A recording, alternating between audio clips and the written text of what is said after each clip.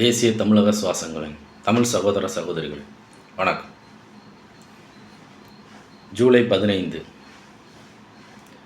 பாரத ரத்னா பெருந்தலைவர் கல்வித்தந்தை காமராஜர் அவர்களின் பிறந்த நாள். இன்று பெருந்தலைவர் காமராஜரின் 124வது பிறந்த நாள். பெருந்தலைவர் காமராஜர் அவர்கள் நேர்மைக்கும் எளிமைக்கும் பெயர் பெற்ற தலைவர். ஒரு அரசின் நிர்வாகத்தில் மக்கள் பிரதிநிதி எத்தகைய நேர்மையை கடைப்பிடிக்க வேண்டும், எத்தகைய எளிமையை கடைப்பிடிக்க வேண்டும் என்று முன்னுதாரணமாக இருந்த பெருந்தலைவர். பெருந்தலைவர் காமராஜர் அவர்கள் அவரது மக்கள் பிரதிநிதித்துவ செயல்களில் மாநிலத்தின் தலைமையில் இந்த தமிழ்நாடு மாநிலத்தை வழிநடத்துகையிலும் நிர்வகிப்பதிலும் கல்விக்கும் உள்கட்டமைப்புக்கும் உணவு செயல்களுக்கும் மாணவர்களின் ஊட்டச்சத்து செயல்களுக்கும் முக்கியத்துவம் தந்தார்.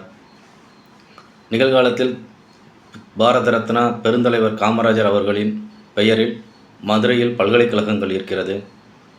எண்ணூர் துறைமுகம் பெருந்தலைவர் காமராஜர் பெயரில் செயல்படுகிறது. சென்னையில் விமான நிலையம் காமராஜர் அவர்கள் பெயரில் செயல்படுகிறது. பெருந்தலைவர் காமராஜர் அவர்கள் அரசியலில் பொதும நலன் சார்ந்த செயல்களில் 1919 ஜாலியன் வாலாபாக் படுகொலைக்கு பின்னால்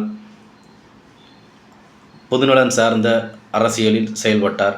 1921 செப்டம்பர் 21 மதுரையில் மகாத்மா காந்தி அவர்களை சந்தித்தார். அதன் பின்னால் விருதுநகர் மாவட்ட அரசியலில் அவர் செயல்பட்டார்.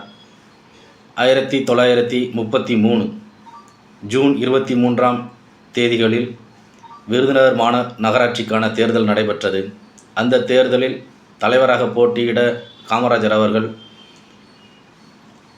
செயல்பட்டார். அந்த நேரங்களில் எதிர்க்கட்சிகள் அவர் செயலை முடக்க பல்வேறு சதிகளை செய்தார்கள். அவரை கடத்தவும் செய்தனர். அந்த நிலைகளில் பசும்பொன் முத்துராமலிங்க தேவர் அவர்கள் பெருந்தலைவர் காமராஜர் அவர்களை அந்த கடத்தல் செயல்களில் இருந்து எதிரிகளின் சூழ்ச்சியை முறியடித்து மறுபடி அவர் அந்த தேர்தலில் போட்டியிட உறுதுணையாக இருந்தார். அந்த கடத்தலில் இருந்து காமராஜர் ஐயா அவர்களை காப்பாற்றினார், மீட்டெடுத்தார்.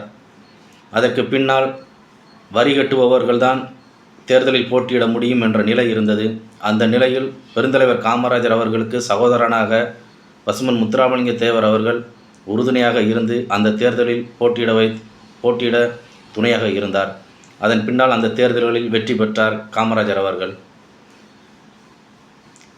காமராஜர் அவர்கள் 1937 தமிழ்நாடு சட்டமன்றத்தில் சட்டமன்ற உறுப்பினராக முதலில் மக்கள் பிரதிநிதியாக வந்தார். 1942 வெள்ளையனே வெளியேறு இயக்கத்தில் பிரச்சாரம் செய்வதற்காக பாம்பே சென்றார். அங்கு வெள்ளைக்காரனை எதிர்த்து இந்தியர்களை அடிமைப்படுத்துவதை எதிர்த்து பிரச்சாரம் செய்தார். அதனால் அவர் அதற்கு பிந்தைய காலங்களில் சிறைக்கு அனுப்பப்பட்டார். சிறைவாசம் என்பது மக்களின் நலனிற்காக விரும்பி ஏற்றுக்கொண்டார் பெருந்தலைவர் காமராஜர். கிட்டத்தட்ட 3000 நாட்கள் சிறையிலேயே அவர் காலத்தை கழித்தார். அதற்கு பின்னால் 52 பொது தேர்தலில் ஸ்ரீவில்லிபுத்தூர் தொகுதியில் நாடாளுமன்ற உறுப்பினராக போட்டியிட்டு வெற்றி பெற்றார். ஈவேரா அவர்கள் ஜிடி நாயுடு அவர்களை காமராஜர் எதிர்த்து போட்டியிட வைத்தார். ஜிடி நாயுடு அவர்களை பெருந்தலைவர் காமராஜர் வீழ்த்தி மக்கள் பிரதிநிதியாக ஸ்ரீவில்லிபுத்தூர் தொகுதி மக்களால் தேர்ந்தெடுக்கப்பட்டு நாடாளுமன்றம் சென்றார். 54 வரை நாடாளுமன்ற உறுப்பினராக தனது பணியை செய்தார். 54 தமிழ்நாடு முதலமைச்சராக பொறுப்பேற்றார் பெருந்தலைவர் காமராஜர் அவர்கள். தனது பொறுப்பிற்கான முதலமைச்சரான காலத்தில் தமிழ்நாட்டை வழிநடத்துகையிலும் நிர்வகிப்பதிலும் திறமையாக கையாண்டு தனது அமைச்சரவையை உருவாக்கினார். 8 பேர் கொண்ட அமைச்சரவையை உருவாக்கினார். அதில் காங்கிரஸ் கட்சியில் செயல்படுகின்ற நிலையில் தனக்கு கட்சி செயல்களில் எதிர்த்து போட்டியிட்ட வேட்பாளரையும் தனது அமைச்சரவையில் உறுப்பினராக்கினார் பெருந்தலைவர் காமராஜர். அவரது செயல்களில் கல்விக்கும் சத்துணவுக்கும் முக்கியத்துவம் தந்தார். இந்த செயல்களில் பள்ளிகளில் 11 வயது வரை இருக்கின்ற மாணவர்கள் கட்டாயம் படிக்க வேண்டும் என்ற செயல்களை செயல்படுத்தினார். அதன் மூலம் பள்ளிகளின் வளர்ச்சி, பள்ளிகளில் படிக்கின்ற மாணவர்களின் வளர்ச்சி அதிகரித்தது. கிட்டத்தட்ட 12,000 பள்ளிகளை திறந்து வைத்தார். 18% இருந்த கல்வியின் வளர்ச்சி 36% தனது 10 ஆண்டுகளில் உயர்த்தினார். இந்த செயல்களில் பெருந்தலைவர் காமராஜர் அவர்களின் அர்ப்பணிப்பு மற்றும் ஆற்றல் கொண்ட அமைச்சரவையின் செயல்களில் திறமைக்கும் கல்விக்கும் முக்கியத்துவம் தந்தார், உழைப்புக்கு முக்கியத்துவம் தந்தார். பெருந்தலைவர் காமராஜர் அவர்களின் வழிநடத்தலில் தமிழ்நாட்டில் ஆவடி கனரக தொழிற்சாலை, ரயில் பெட்டி தயாரிக்கும் தொழிற்சாலை, திருச்சியில் பெல் நிறுவனம், நிலக்கரி சுத்திகரிப்பு ஆலை போன்று பல்வேறு சிறு மற்றும் நடுத்தர நிறுவனங்கள் தமிழ்நாட்டில் கொண்டு வரவும் அதைக்கு உரிய முறையில் செயல்படுத்தவும் தொழில்துறையில் புரட்சியை ஏற்படுத்தியவர் பெருந்தலைவர் காமராஜர் அவர்கள். அக்டோபர் 2ஆம் தேதி தனது முதலமைச்சர் பொறுப்பை ராஜினாமா செய்துவிட்டு தேசிய அரசியலில் செயல்பட்டார். கட்சியின் செயல்களில் அதற்கு பின்னால்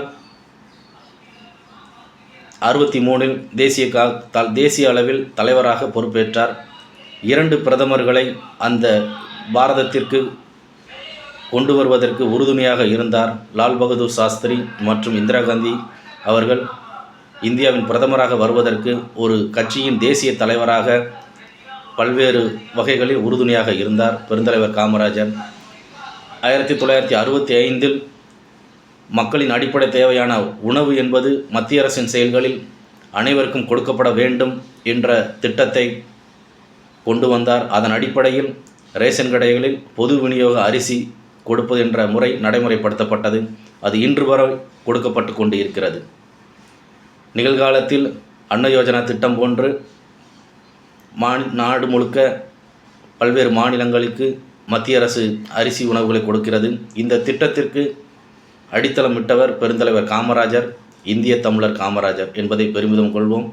அவரது வழியில் நேர்மையான அரசியலை செய்வோம், ஊழலை ஒழிப்போம், மதுவை என்ற கொடிய அரக்கனை படிப்படியாக குறைத்து மது இல்லாத தமிழ்நாடை உருவாக்குவோம், ஆரோக்கியமான தமிழ்நாடை உருவாக்குவோம். தனது இறுதி காலத்தில் அவர் கையில் 130 ரூபாய் மட்டுமே கையில் வைத்திருந்தார். சில புத்தகங்கள் மட்டுமே அவர் கையில் வைத்திருந்தார். அவரது வழியில் எளிமையையும் பொது நிறுவனங்கள் என்பது அரசின் செயல்கள் என்பது அந்த அரசின் செயல்களுக்கு உட்பட்ட மக்கள் பிரதிநிதிகளின் செயல்களுக்கானது. தனிப்பட்ட முறையில் மக்கள் பிரதிநிதிகளின் குடும்பத்தினர் கொள்ளையடிக்கவோ அதிகார துஷ்பிரயோகம் செய்யவோ கிடையாது என்பதை தமிழ்நாட்டில் செயல்பாட்டில் கொண்டு வந்தவர். அதை செயல்படுத்தி மாநிலத்தின் நிர்வாகம் எப்படி நடக்க வேண்டும் என்பதை செயல்படுத்தி காட்டியவர் பெருந்தலைவர் காமராஜர். அவரது வழியில் நிகழ்காலத்தில் தமிழக அரசு செயல்பட்டு கொண்டிருக்கிறது. காமராஜரின் தொண்டர்கள், காமராஜர் ஐயா அவர்களை கொள்கை தலைவராக ஏற்றுக்கொண்ட தொண்டர்கள் நிகழ்காலத்தில் மக்கள் பிரதிநிதியாக செயல்பட்டு கொண்டிருக்கிறார்கள். பெருந்தலைவர் காமராஜர் அவர்கள் வழியில் நேர்மை, ஊழல் ஒழிப்பு, கல்வி முக்கியத்துவம், சத்துணவுக்கு முக்கியத்துவம், உள்கட்டமைப்புக்கு முக்கியத்துவம், தொழில்களுக்கு முக்கியத்துவம் கொடுத்து, விவசாயங்களுக்கு முக்கியத்துவம் கொடுத்து இந்த மாநிலத்தை தமிழக அரசு செயல்கள் நல்முறையில் செயல்படுத்த வேண்டும். பெருந்தலைவர் காமராஜர் வழியில் செயல்பட வேண்டும். தேசிய தமிழ் வாழ்க! ஜெய் இந்தியா!